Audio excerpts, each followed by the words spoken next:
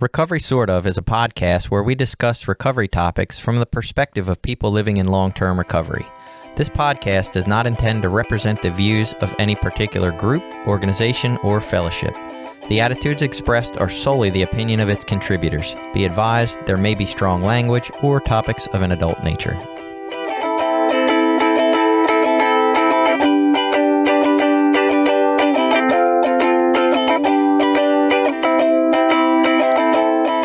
Welcome back. It's Recovery Sort Of. I'm Jason, a guy that's about to do a recap episode. And I'm Billy. I'm a person in long-term recovery. And I'm Caroline. I'm also a person in long-term recovery. So here we are. It's 2023. As you listen, it's probably later in January, but it's January 1 for all of us as we record. And so we wanted to do some stuff. We've been hearing some stuff. We've got some ideas about 2023 for the show. We wanted to talk about the feedback. So we wanted to get into that. The first thing I wanted to say, and we put this in the show notes for the episode, but when Dave was on a couple weeks ago, he forgot to mention his empty circle meditation. So Sundays, 3 o'clock, there's a link under his episode. Maybe we'll throw the link up under this episode as well, but we wanted to put that out there. So, you ready to get in comments? Sure. Sounds great. Okay. So we did our episode on marijuana legalization. We were all here for that, in fact. And I'm not sure if this is what their name is supposed to be. But on YouTube, Germ Trail said, interesting conversation. I live in New Hampshire, and our governor said, why would we legalize something that's obviously a gateway drug? Which I think is stupid. Yeah, it seems pretty stupid to I me agree. too. Do you think marijuana is a gateway drug, Caroline? No. I think marijuana is the easiest of all the drugs to access, and so inevitably it becomes the first drug you use. Well, Unless you live in rural areas where alcohol is the easiest drug to access. yeah, and there is, I guess, my one, I don't know that it's a gateway drug per se, but the idea that alcohol is the most abused drug because it's the easiest and most available. As soon as marijuana becomes the most available, is it going to become the most abused, you know? Probably. Right.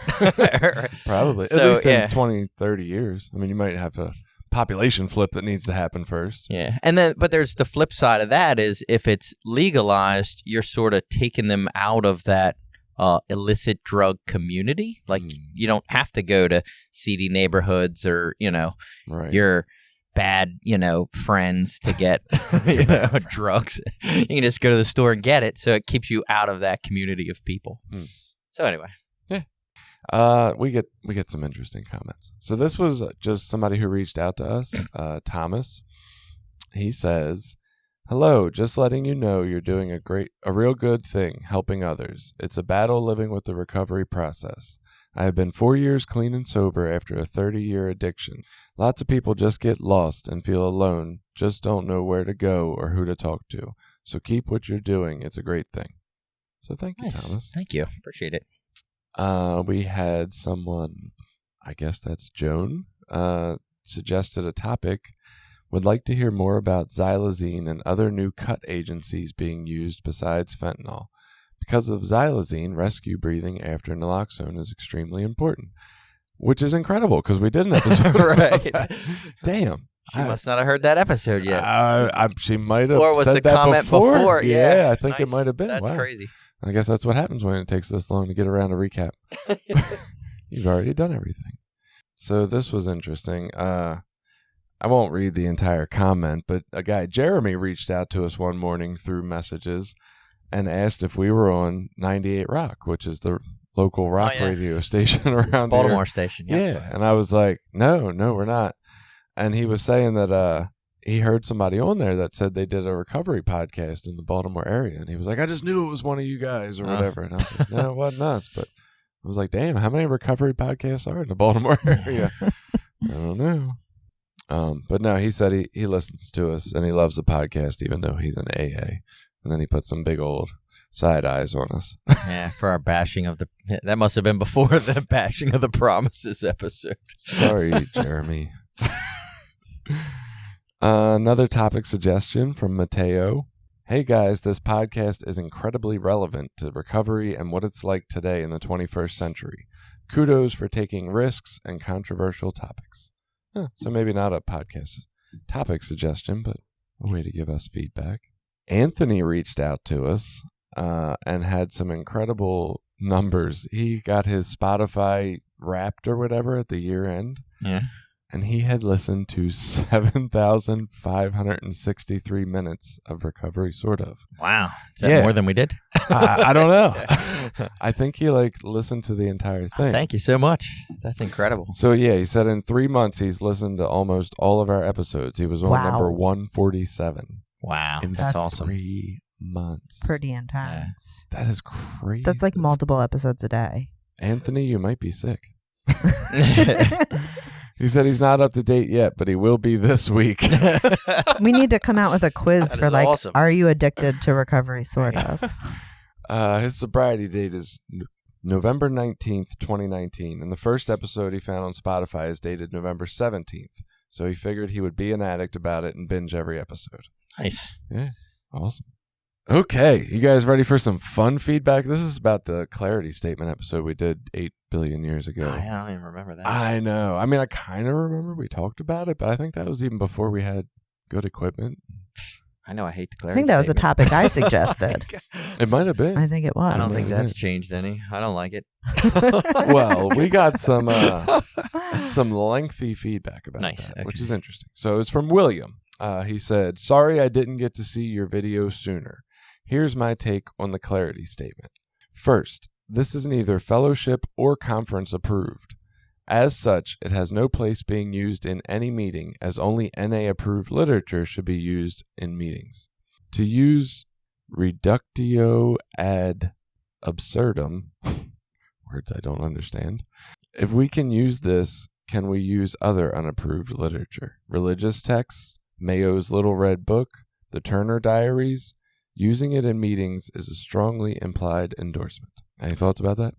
So I hate the clarity statement. I don't think it should be read in meetings, but I don't necessarily agree with that statement. I think groups and different places I've been do use outside literature for different reasons.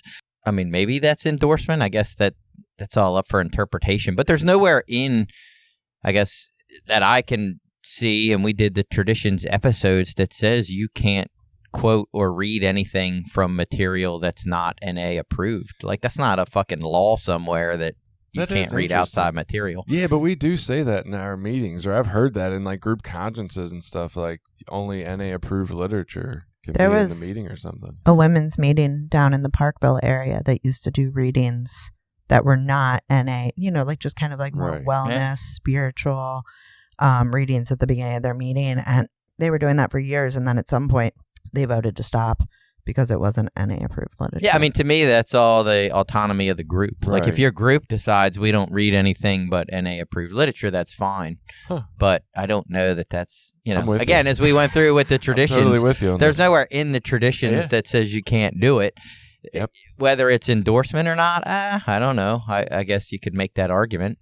I feel like it aligns a little bit with like, you shouldn't be having AA speakers chair an NA meeting. Like, I feel like those principles are kind of aligned, right? Because it's blurring the message of Narcotics Anonymous. Is that an opinion, though? Well, or is that I more think, of a... So, again, going back to traditions, like, it doesn't say anything about any of that in traditions anywhere.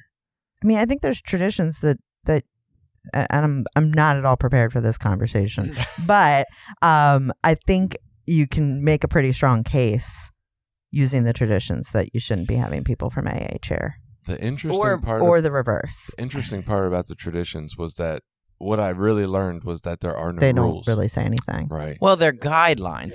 So to me, I'm like, all right, let's say we have a guy that's been to AANA, goes to both. Maybe he's even got just a fucking AA sponsor, but he comes in, he's got a great message and a great story about how the 12 steps of NA have saved his life.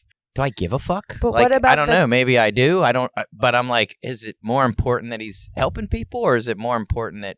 But what about the guy that We protect the doesn't go to sanctity of- NA and gets asked to do an NA meeting? Like, and he's just Oh, in that certainly AA. happened. Yeah, Oh, yeah. No, it happens Yeah, a lot. It certainly happens a lot. Even for like H&I commitments, it's happened. I feel like we've had this conversation. Well, conversation. So this though. is what I'm saying. If you're the women's group you used to go to, if it was 10 women every week and they all benefited from reading from some other spiritual literature that they brought in, that seems like a really useful time to use not NA approved literature in a meeting. Everybody's benefiting. There's no harm done. It's great, right? If they're doing it because there's newcomers and recovery houses in the area and they're hoping to drive those people away from the meeting, and they also just hate traditions and old timers and just want to buck the system, maybe that's not good reasons for using. You know what I mean? Like, I don't think it's about the use. I do, and I think those. So going back to that meeting, those readings were really cool and they were nice and they were a good point of introspection. They were something different to hear at the beginning of the meeting instead of the same thing that we all just kind of tune out at this point. But I do see how that's a slippery slope, because what we definitely don't want people doing is coming in and reading Bible verses at the beginning of a meeting. And if you can do one, why can't you do the other? Well, this is why I don't know that you can't do that. I went out to that group and I really liked that they did that, but I didn't like that it wasn't approved literature. So instead, I just went in the basic text and pulled out other pieces of it. And we read those at my home group in the beginning for the same reason, because it was different. It was something else to hear. And we didn't go outside the rules. There you go. Right? See? Yeah. So that's an option. But anyway, I don't. What were we talking about? Clarity statement? Yeah. And it got to be whether NA meetings should only have NA approved material. So anyway, let's go back to William's point. Second, unless someone has copyrighted or trademarked clean or sober, then we have no right to co-opt those terms. Third, we say in NA we don't care what or how much you used, etc. But we do care what words you use to describe yourself. Total BS. The bogus dilemma the clarity statement anguishes over is no dilemma at all. The dilemma is in the reading we do recover. Now that's a genuine dilemma. That's when at the end of the road we find that we can no longer function as a human being with or without drugs. We all face the same dilemma. What is there left to do? Either go on as best as we can to the bitter ends, jails, institutions, or death, or find a new way to live. So I think what he's saying there is that that's a real dilemma. Right. You know what I mean? Okay. That's a dilemma you got to deal with, not what fucking words you use to call yourself. Which I agree with that point a little bit. Fourth, we claim that the newcomer is the most important person in the room. Yet when they come in scared, confused, more ready to bolt than stay, we greet them with, "You better talk like us if you want to belong." How is that welcoming, loving, tolerant, inclusive, nurturing, kind, or loving? Giving people a chance to grow and change is what we're all about. I don't disagree. Yeah. Fifth, this reading seems to be meant more to appease members with time than anything else. NA is resilient, so is AA. We don't need to be the arbiters of language. I heard a guy actually in our area, in the Baltimore area, share he had 40-something years clean, and he was sharing that a lot of that with the clarity statement and specifically clean and not letting people say clean and sober. Like a lot of that came directly as like a resentment at AA for the unwelcomeness that addicts felt at AA. And they really wanted to separate, and this was a guy who was involved in all of that movement, and he said, and they really wanted to like completely separate from AA, almost to like a fuck you guys, we're going to go over here and do this thing.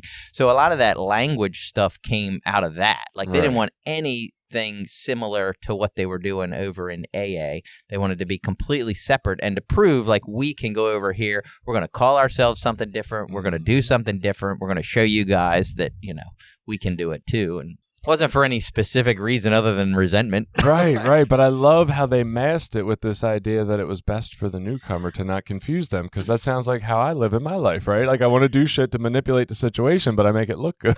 Well, here's what I'll say. So I think the clean and sober, I do struggle with that a little bit, because I think it perpetuates the idea that alcohol is different, right? Like a lot of people come in the rooms and they think, well, I have a drug problem, but I can still drink. I actually think it's slightly different than that, even though there is confusion around that.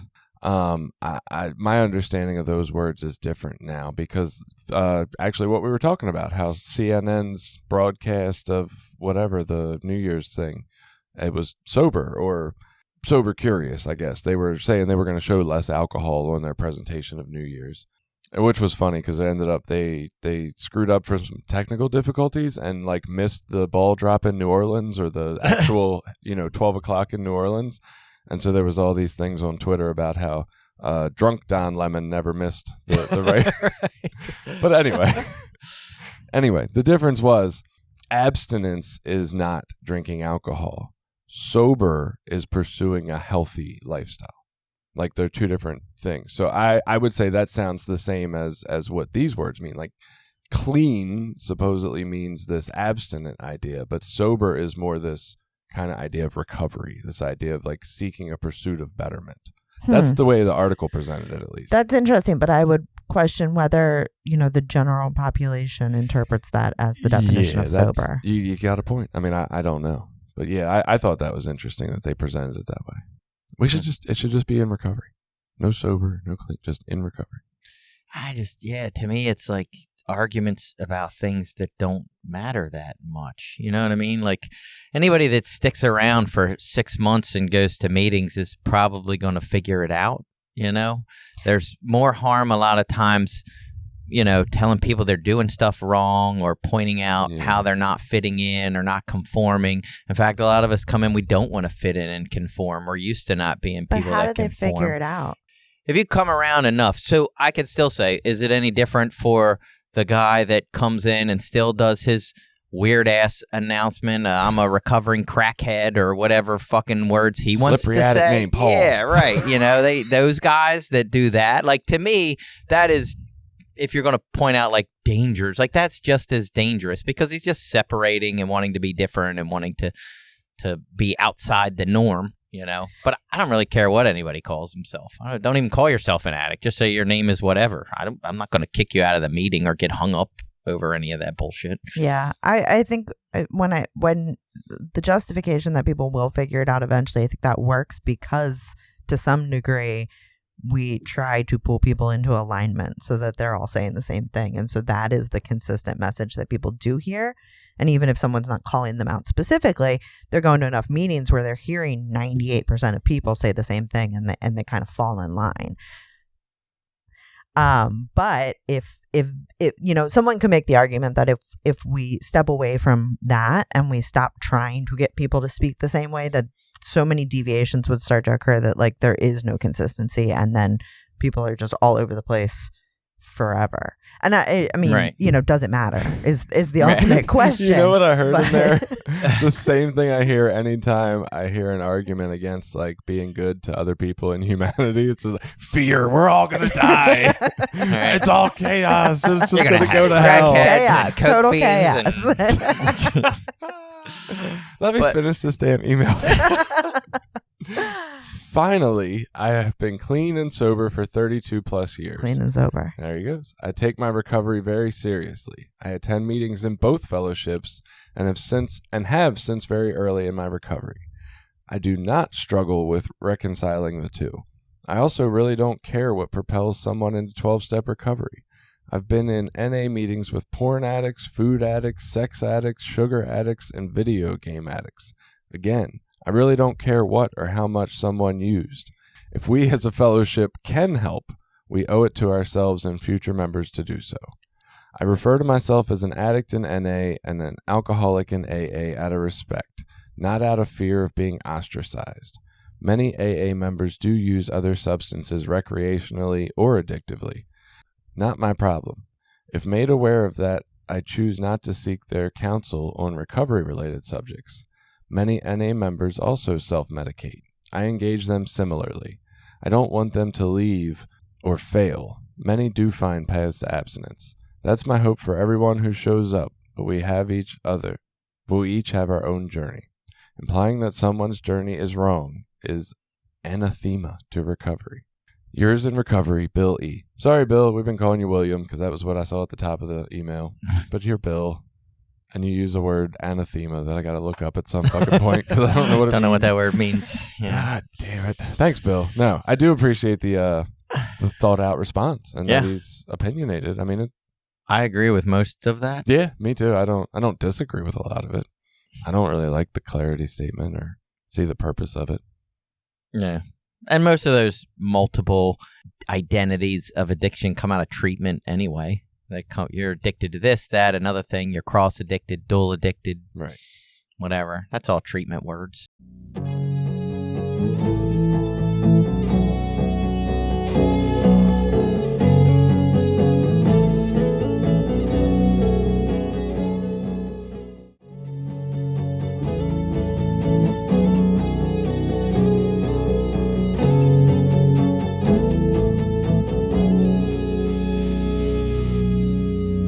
So we got an email from Dylan, which wasn't particularly about any episode. He said, "Hey guys, I'm in the military almost 10 years now, and I used to know a couple of people in the Love You Lots area of Virginia," which he specifies as Norfolk and Virginia Beach, because I had no idea, that used to be in the military.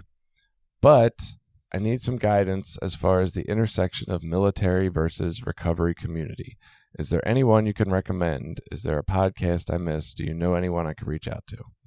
And so we have not done an episode on life in the military as it relates to addiction and recovery. Do you think that's something that needs to be covered? So there are some specific issues with military people that, from work I know, like Voices is done with Perry Point and things like that. There are some sort of, it's a specific culture in the military of like, we're strong, we don't need any help, we take care of our own, you know what I mean? So there is some reluctance to reach out and admit surrender and admit defeat. Like, those aren't words that are synonymous with military and military culture. Okay. So there are some barriers there that, you know, in that culture that are a little hard to overcome. We're specifically lucky in this area because we have the Perry Point Military Recovery Center right down the street. So we get a lot of folks that have military experience in this area. But we haven't done a podcast about it. It could be interesting. It is on our list. It is. Okay. Yeah, cool. It's on our list. I think we're struggling to find right now someone who is active in the military. Oh, an active military person. And Yeah, I in know a lot of recovery. retired people. Yeah, a lot of people I know after of, they right. leave then come into recovery. So if you are active in the And military and Preference to like 5-star generals. Yeah. active in recovery, please reach out. Maybe we can feature Admirals. Well, and Dave Dahl, that did our episodes on meditation and a few things. He's military or ex-military. Right. I think he was a Marine. you. Mm-hmm. So he's military as well. Yeah, and that's what we did. I reached out to Dave. Dave said it was a great idea, so I connected those two. So hopefully they're still talking, or Dave has gotten him to somebody still active, because Dave's really tied into that community as well. Yep. So, you know, hey, that could be an episode coming up if we can find the person we need. We got another funding support email.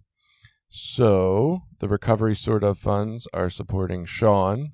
Sean was looking for housing after he came out of treatment. He's local to the area. He had a job up here. He needed the money to get into the housing, like the down payment, so to speak. And we were able to cover that with the Recovery Sort of fund. So that's awesome.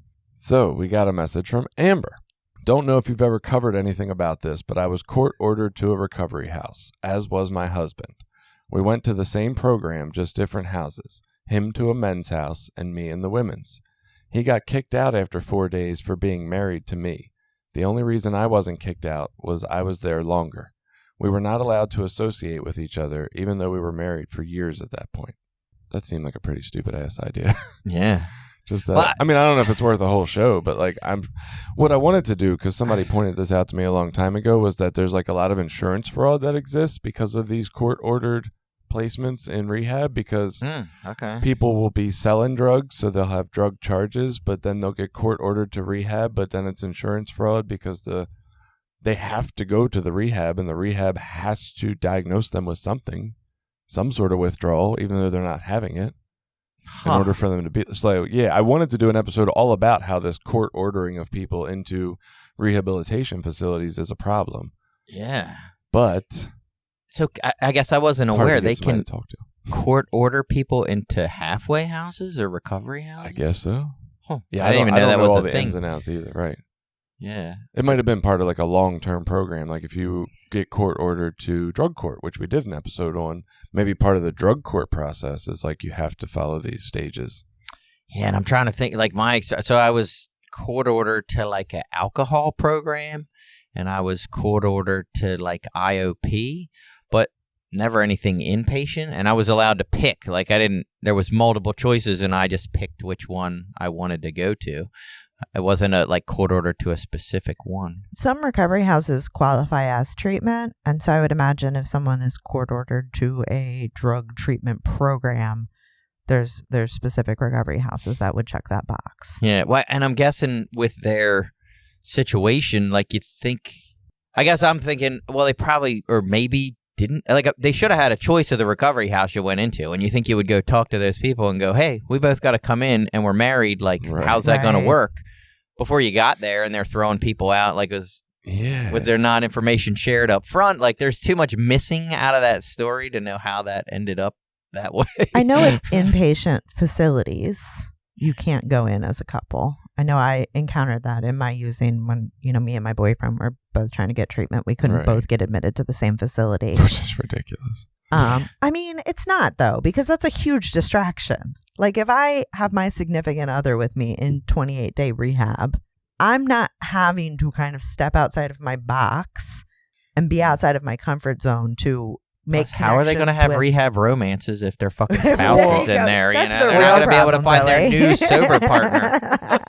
Well, that's what I'm saying, though. What's the difference? That's going to be going on either way. There's going to be the fling they really either way. Try to discourage that. Yeah, but it's going to happen whether you're depending on the facility, though. Like, some facilities are small, so the ones I went to, like, I wouldn't want to be in a therapy group session with my wife sitting there, maybe, or whatever. And that like, could that be an could issue be weird, too, yeah. But I guess I could see like the jealous partner problem if you're trying to have your rehab romance while your partner's still there. Like, I could see that leading to some there's shit. lots of drama. Or if one person wants to happen. leave, the other one, doesn't. Yeah. Then you're into that bullshit. Like, that makes sense. So that could be hard. But but these I think people it just were makes in two things separate cleaner. places, though. They were in like a men's house and a women's house, which just seems stupid. A little crazy. Maybe they did combined groups at that facility together. I don't know. I'm sure there's more information, but like, yeah, in general, we have a fucked up system.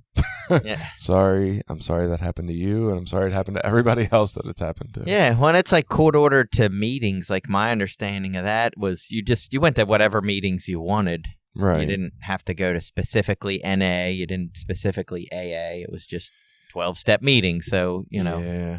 Somewhere along the line, somebody dropped the ball with that one. But Victoria reached out. We were in her top 5 podcasts for the year. Oh, yeah. So that's pretty awesome. Thank you, Victoria.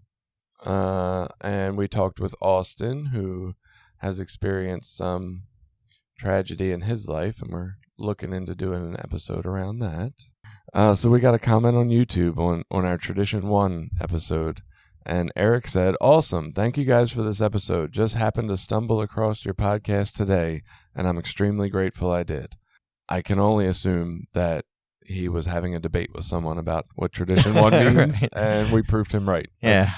Doesn't mean anything. That's the only reason he could be that excited about that episode. Traditions don't mean anything. Right. They're not a grounds to be mean to people. So that's about all the feedback we had. We did hit some milestones this year, though.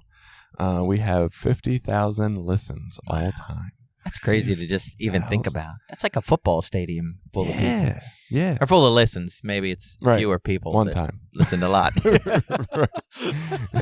Still cool, though. Still cool. Our highest percentages of listeners come from the U.S., the UK, and Canada. Probably not hugely shocking, right? Yeah. 3 large areas with English-speaking populations. Similar cultures. Mm-hmm. Our largest 3 listener percentages of states are California, Maryland, and Pennsylvania. So wow. Thank you, listeners of California, Maryland, and Pennsylvania. We got in the paper this year. Yes. Actually, technically 3 times. Because the article was in the paper, and then like a couple weeks later, it was in some live entertainment section or something. And then we were number 5 on the top 7 heartwarming stories of the year for the Cecil Weeks. Oh, nice. Oh, I missed that one. Yeah. That's nice. I know, right? Doing good stuff. Yeah. Doing good and stuff. Didn't you guys get mentioned even prior to the actual article when you got the award? Wasn't there a Cecil Wig? Yeah. For the Voices Banquet. So the article wasn't about us. But we were in it. you were in it. We got an honorable mention. Yeah. Well, and that was what I was going to say next, was we got an award from Voices of Hope, which is kind of cool. And also, we kind of have an in to get an award from Voices of Hope. Yeah. Now I got it sitting right on my mantle so my wife can see how important I am and what good stuff we're doing over here on Sunday mornings. Yeah. Well, I mean, if you're ever getting ready to leave the house on a Sunday morning and she starts complaining about not having time with you, you can just point to that award. It's like, this is important, dear. No, I pick it up and start to polish it. Honey, we got to go do the podcast this morning. I'll be back in a couple hours. Doing some breathing on it. That's awesome. So yeah, the award was for the donation money, and maybe this is where we talk about donations a little bit again. We've gotten some sporadic donations here and there, one-time donations, which you can give on our website, recoverysortof.com. There's a little PayPal link. It says donate now or donate to me or give me money. Right. Send me cookies. I don't know what it says. It says something, but it looks like a PayPal thing, and it's legit. It's real. And that money goes, anything that doesn't go to continue running the podcast goes on and passed on to the community of people who are trying to find this recovery community or in the process of finding this recovery community and this healing to help them in ways that grant money doesn't cover, generally is what it does. Kind of covers the gaps. So that's great. And we have a couple of, people who have signed up for regular monthly donations, which is amazing as well. We are looking into having subscriptions in the near future, which will remove the advertisements from the episode. So if you hate advertisements, we might have a deal for you soon. Still thinking about that. But if not, you would still get the episode for free. Just currently the way it is, we don't plan to stop that. So we always want it to be accessible. Right. You just have to tolerate our advertisements so that we can keep funding, the podcast and the donations that we do, which is great. And it's amazing. So thank you, everybody, for all your contributions. We also want to talk about the sponsorship kind of agreement we have going with Audible right now. And I'm going to let Billy say that. Yeah. So Audible is a audio book platform that is where I listen to most of the audio books that I reference on the show. As I say all the time, I say I read these books, but I don't really read at all. I listen to the audio version of most of them. We've read too. Yeah, it's nice.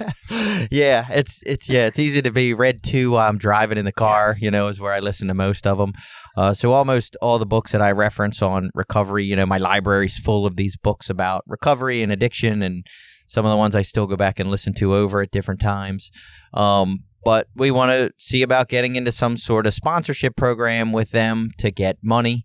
Basically, they would give us $15, I think it is, or a certain amount of money if people click on the link and sign up for the Audible monthly subscription. Yeah, they started out as a trial. I think it's a 2-week trial. 30-day free trial. Oh, wow. 30-day free trial. No commitment. And then you just do what I do. You put a reminder in your phone that on the 30th day to cancel it, or like the 28th day in case you're busy on the 29th day or 30th day. Like the 28 days from whenever you sign up, just put a note in to cancel it, and then wait like 6 or 8 months, and then you can get another free one. I don't know. I used to do that for a while. I would cancel and then wait a while and sign up for another one, or use a second email and get another one. But if you really enjoy it, you could just keep the Audible membership. Yeah, so Billy now and Jason I keep do. the Audible membership because I listen to enough books. But in the beginning, I wasn't sure because it is whatever it is, $18 or $20 a month. I thought it was 16, 15. I don't know. It's somewhere between $15 and $20 a month, and I use it now because I listen to at least one book a month. You get one book a month free with your subscription, with a paid subscription. So for this trial, though, you actually will get 2 books for free when you sign up for the trial. You get 2 free book credits. So great, and if you do that, we get some money, and again, that money will go to whatever we need to run the podcast, and then that whatever we don't use for the podcast gets sent on to help people in recovery. I think kind of the cool part too is like you get to sign up as a trial, which is I did the same thing, Billy. I think I tried a couple of trials along the way, and then ultimately I found that I enjoyed it, and so I did keep it. Right. And I'm a steady Audible member. I was listening to my book on the way in here this morning. Like, it's just what I do.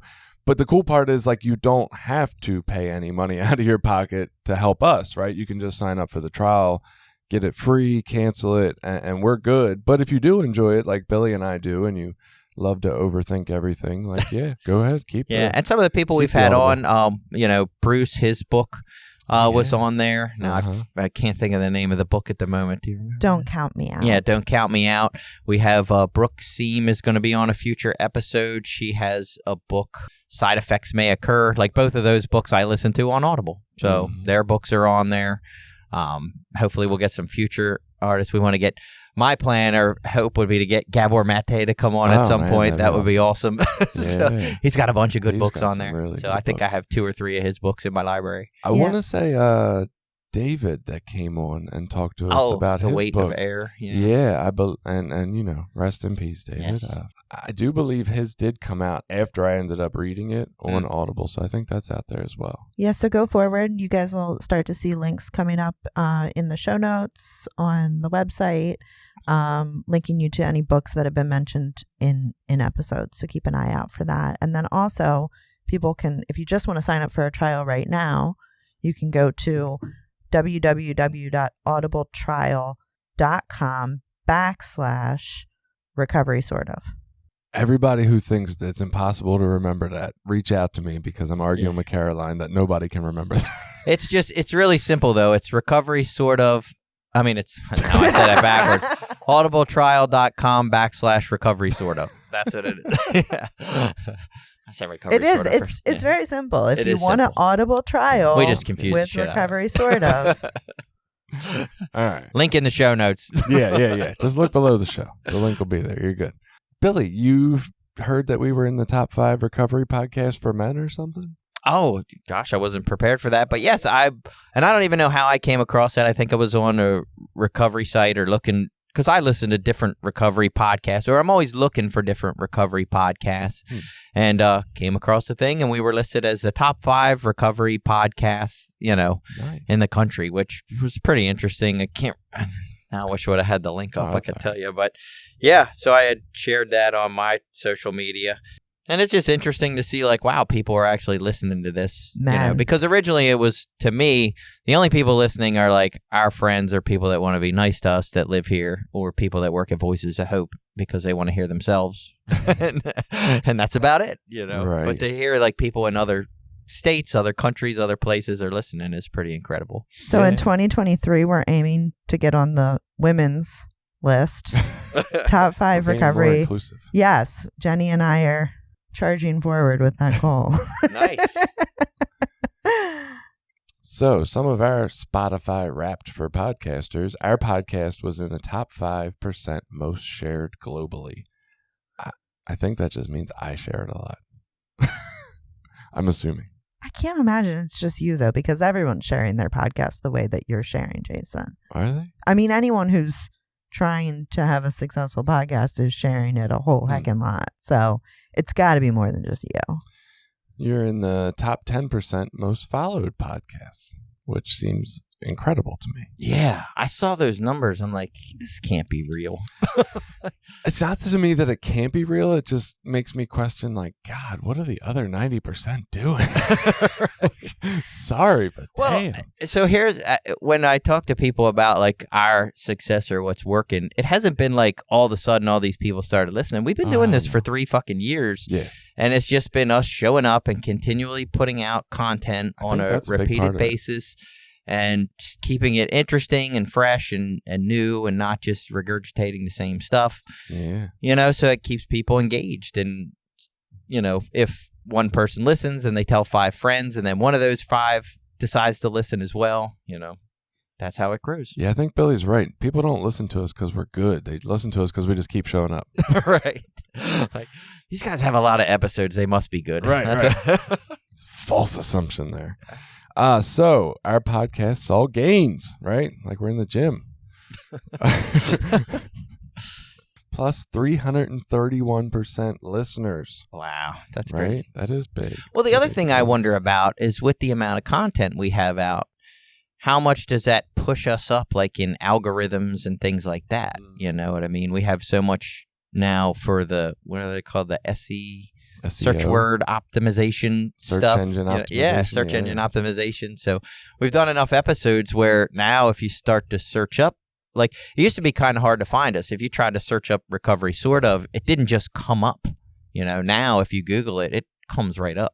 I think that's because your phone's used to you looking it up. Yeah, I was wondering the same thing. No, it'll do it on other stuff too. I've done it on other people's Spotify apps. That's so like cool. other people that I know that have asked about recovery sort of podcasts, I'm like, oh, let me see. I'll find. And if you start recovery, we'll come up pretty quickly. So yeah, I saw the so that helps, but that opposite. helps a lot. You know what I mean? Like, because what are you going to do? You're going to type in recovery, and then whatever the first couple that come up, you're going to click the first couple. So I think that that's a big person's deal. phone knew Billy was looking. Well, They knew we that's- were in the same area. that's We were in interesting, proximity. though, because I did the same thing, and I think I shared with you that it wasn't. When I put in like recovery podcasts, it was like number. I don't even know. On Spotify? I think it was Spotify. Yeah. But I wonder if it's also guided by prior listening, because I don't listen to other recovery podcasts. Yeah, this was just the other night, like about a week ago. Or maybe it's just gotten better since a month ago. Yeah. Yeah. We've taken off in this Right, last all of a 17 sudden. days. Well, it's our 300%. There you go. Yes, that's probably even more. Yeah, and 146% up followers. What the fuck did I just do? Sorry, everything disappeared. Yeah, some of those things I weren't sure what they meant. Yeah, I didn't know what they all meant either. For 686 people, we are a top 10 podcast. Wow. For 396 people, we're a top 5 podcast. Mm. And 91 crazy motherfuckers out there have us as our number 1 podcast. I'm probably one of the 91. I'm probably not. I'm definitely not. I only go listen to our episodes that I'm not on. All right, That's so the we ones have I go 90 listen and to. Caroline. My favorite ones are the ones I'm on. Actually, we probably have 89 and Jenny and Caroline. That's probably what it is.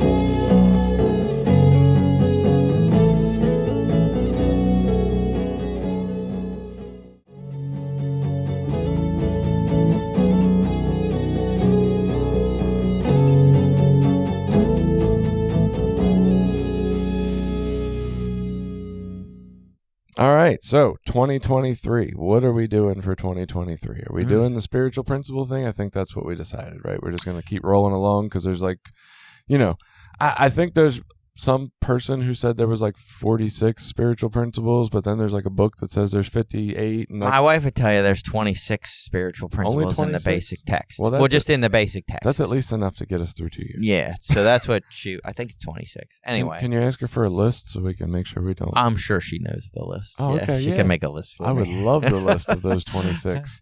But we had also talked about the idea of the character defect and the opposite spiritual Yeah. principle. So I don't know if we want to try to incorporate that idea into our spiritual principle talk I or like have it. that as its own topic. But I love that concept because that is a big concept that I learned in recovery that is very, very helpful to like how I live.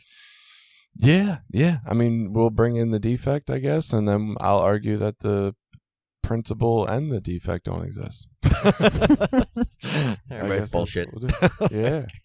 Yeah. We've also been talking a little bit, diving a little further into like the research and news and what's going on in the science world and what's being reported on around the recovery or addiction community. So I think, with Caroline helping, with Jenny helping, this is kind of the direction we're sort of starting to shift towards. I don't know that it changes a ton about our podcast. I think we just want to have more, so to speak, experts on to teach us more things about it so we can, find ways to make that apply to our life as well. Yeah, and I guess just to be frank, I feel like we maybe have a little more weight now to get real guests, Yeah. If you're to aiming have for people that want to take their time. Monte, we need to build it up, and then get the real Yeah, well, I celebrities mean- on. Yeah, if we want to have like genuine, authorities in these fields, I mean, I don't know. We'd probably be surprised. Most people love to hear themselves talk, so they probably would come on anyway. Yeah. But still, it's like now we I mean, that's have why like we're a here. legitimate, established,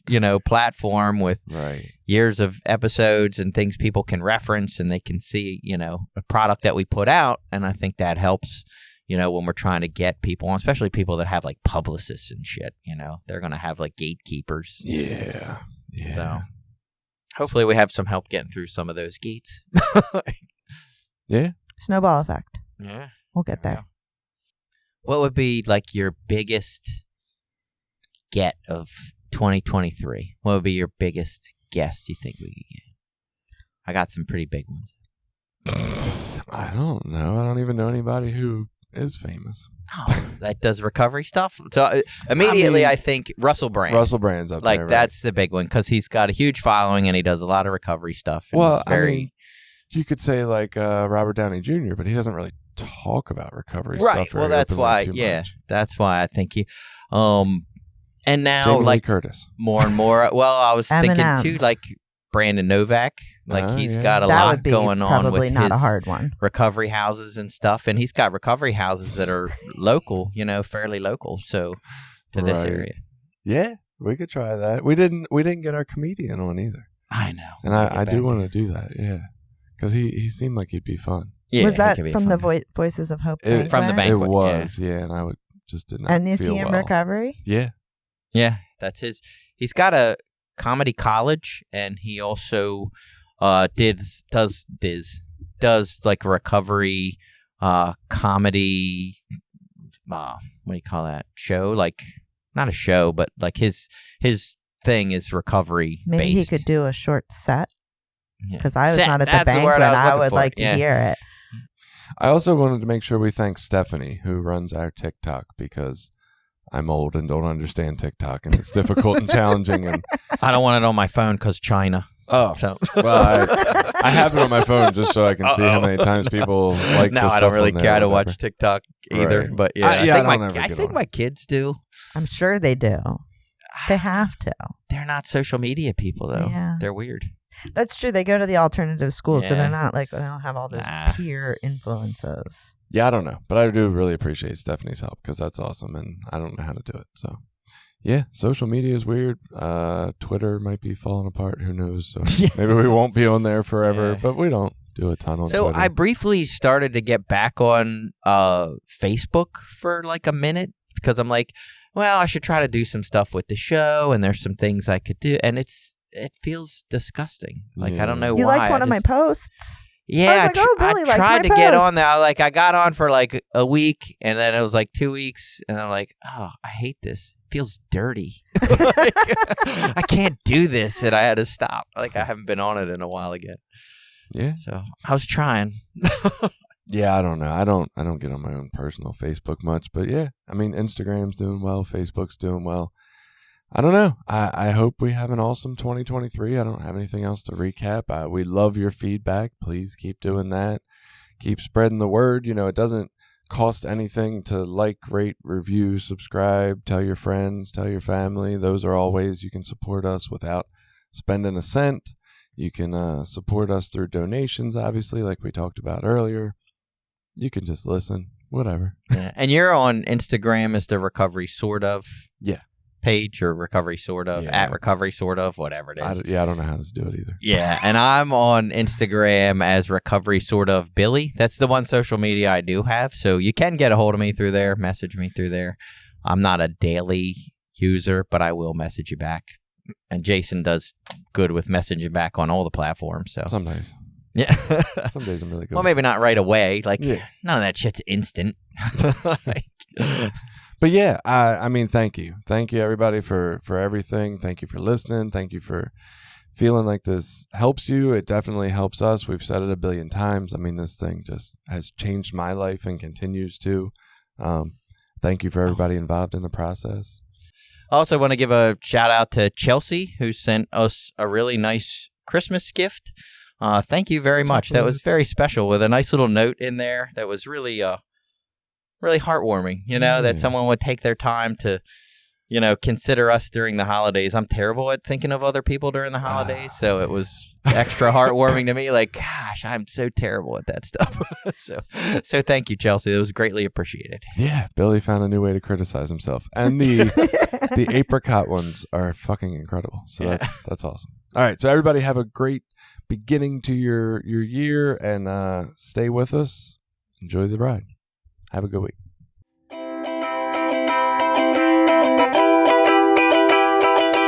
Did you like this episode? Share it with people you think might get something out of it. Check out the rest of our episodes at recoverysortof.com. Also, while you're there, you can find ways to link up with us on Facebook, Twitter, Instagram, Reddit, YouTube, anything. We're always looking for new ideas. Got an idea you want us to look into? Reach out to us.